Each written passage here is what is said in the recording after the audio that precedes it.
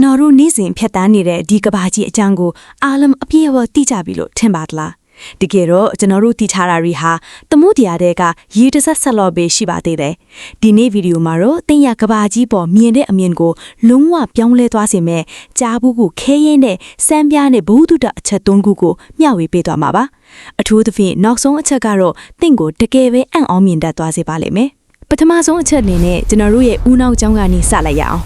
ကျွန်တော်တို့ညဘက်ကောင်းကင်ကြီးကိုမောက်ကြည့်တဲ့အခါမရည်မတွက်နိုင်တဲ့ကြဲတွေရှိရဲ့ Milky Way Galaxy ကြီးကိုမြင်ရပါတယ်။သိပ္ပံပညာရှင်တွေရဲ့အဆိုအရဒီ Galaxy ကြီးထဲမှာကြဲအစင်းပေါင်းဘီလီယံ100ကျော်ရှိတယ်လို့ဆိုပါတယ်။ဒါပေမဲ့အံ့ဩစရာကောင်းတာကတဲ့ဦးနောက်ထဲမှာရှိရဲ့ cell တွေတနည်းအားဖြင့် neuron တွေရဲ့ဆက်သွယ်မှုပမာဏဟာအဲ့ဒီကြဲတွေအလုံးထက်ပိုများနေတာပါ။လူအုံနောက်တစ်ခုထဲမှာပင် neuron ပေါင်း66ဘီလီယံကျော်ရှိပြီးသူတို့အချင်းချင်းချိတ်ဆက်ထားတဲ့လမ်းကြောင်း synapses ပမာဏဟာ trillion 100ကျော်ရှိပါတယ်။ဆိုလိုတာကတင့်ခေါင်းထဲမှာစကြဝဠာတစ်ခုလုံးထက်ပိုမိုရှုပ်ပွေးပြီးအစွမ်းထက်တဲ့ကွန်ရက်ကြီးတစ်ခုကိုအမြဲတမ်းတည်ဆောင်ထားတာဖြစ်ပါတယ်။ဒုတိယအချက်ကတော့ကဘာမြေပြင်60%ကိုဖုံးလွှားထားတဲ့သမုဒ္ဒရာကြီးတဲ့အကြောင်းပါလူတွေဟာလဘော်ကိုရောက်အောင်သွားနိုင်ခဲ့ကြပေမဲ့မိမိကဘာပေါ်မှာရှိတဲ့သမုဒ္ဒရာအောက်ခြေရဲ့9%ကိုပဲရှာဖွေရသေးတာဖြစ်ပါတယ်ကျန်တဲ့95%ကဘာတွေရှိမှမသိရသေးတဲ့လှုပ်ရှက်ပါဒါပေမဲ့သိပ္ပံပညာရှင်တွေတီထားပေါက်တီထားတဲ့အချက်တစ်ခုရှိပါတယ်အဲ့ဒါကတော့ကဘာသမုဒ္ဒရာတွေရဲ့ရေအောက်ထဲမှာပျော်ဝဲနေတဲ့ရွှေပမာဏဟာတန်ချိန်မှန်ကမန်းကျော်ရှိနေတာပါအကယ်၍ဒီရွှေတွေကိုသမုဒ္ဒရာတွေကနေအကုံဆယ်ယူပြီးကဘာပေါ်မှာရှိတဲ့လူသားအလုံးကိုအညီအမျှခွဲဝေပေးမယ်ဆိုရင်လူတစ်ယောက်ချင်းစီဟာရွှေ6ပေါင်တနည်းအားဖြင့်4ကီလိုဂရမ်ဝန်းကျင်စီရရှိမှာဖြစ်ပါတယ်ဒါပေမဲ့ပြဿနာကတော့ဒီရွှေတွေဟာရေနဲ့ပိုင်မှာအလွန်သေးငယ်တဲ့အမှုအမွှားကြီးအထိပျော်ဝင်နေလို့လက်ရှိနည်းပညာနဲ့ဆယ်ယူဖို့မဖြစ်နိုင်သေးတာပဲဖြစ်ပါတယ်ကဲနောက်ဆုံးနဲ့စိတ်လှုပ်ရှားစရာအကောင်းဆုံးအချက်ကိုရောက်လာပါပြီ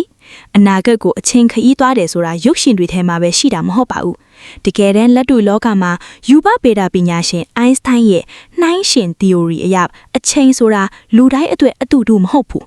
အရာဝတ္ထုတစ်ခုဟာအရှိန်အဟုန်အမဲမြင့်မြတ်နဲ့ရွေ့လာလေလေသူ့အတွက်အချိန်ကပိုနှေးသွားလေလေဖြစ်ပါရဲ့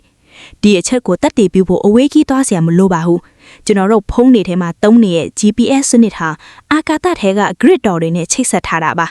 အဲ့ဒီ grid တော်တွေဟာကမ္ဘာဆွဲငိုင်ရင်းနဲ့ဝေပြီးအရှိန်အဟုန်နဲ့ပြန်ထျားနေရတော့သူတို့စီမှာရှိရဲ့အချိန်ဟာကမ္ဘာပေါ်ကအချိန်ထက်တရက်ကိုစက္ကန့်ရဲ့တန်းပုံအနည်းငယ်မြမိုးမြန်နေတာဖြစ်ပါတယ်